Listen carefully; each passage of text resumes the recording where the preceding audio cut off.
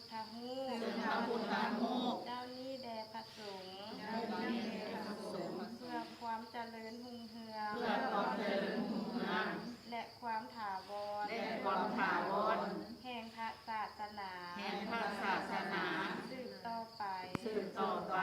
ขอพระผู้เป็นเจ้า ขอพระผู้เป็นเจ้า ทั้งหลายผู้เจริญ ทั้งหลายผู้เจริญ จงโปรดรับ จงโปรดรับ ซึ่งพระพุทธรูปเจ้านี้ ซึ่งพระพุทธรูปเจ้านี้ เพื่อประโยชน์ เพื่อประโยชน์ และความสุข และความสุข แก่พวกข้าน้อยทั้งหลาย แก่พวกข้าน้อยทั้งหลาย ตลอดกาลและนานเถิด ตลอดกาลและนานเทินสา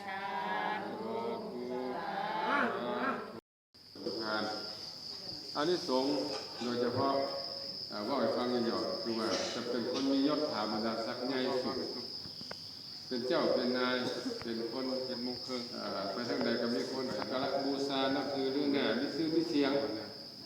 ลืมนึกไปมีเกียรติมียศมูขชอบปรากฏไก่แล้วก็มีคนสักการะบูชาในที่ทั้งปวงแล้วก็มีไปทางใดก็มีคนขับคนไหวคนเสื้อถอยฟังความมีอำนาจวาสนาเป็นอย่างนี้เนาะตระกูลกับตระกูลสูงเป็นอย่างนั้นเนาะเพราะว่าเราได้สร้างเครื่องสักการะบูชาคนได้มากราบไหว้สักการะบูชาก็เหมือนว่าให้เราจะของเป็นแบบนั้นเพราะฉะนั้นก็นะครับเป็นที่ยอมรับนับถือของคนทั่วไปเป็นประธานในที่ทั้งปวงกับความน่าบุญกุศลจงซอยท่านทั้งหลายได้รับอานิสงส์อันนี้แล้วก็จงเป็นผู้มีแต่ความสุขความเจริญอยู่ในโลกนี้กับในโลกหน้าเกิดมาในภพใดภพใดกลายเป็นคนมีศรัทธาตั้งมั่นเข้มแข็งแข็งแรงแล้วก็ความน่าบุญกุศลจงอำนวยผลสูงสุด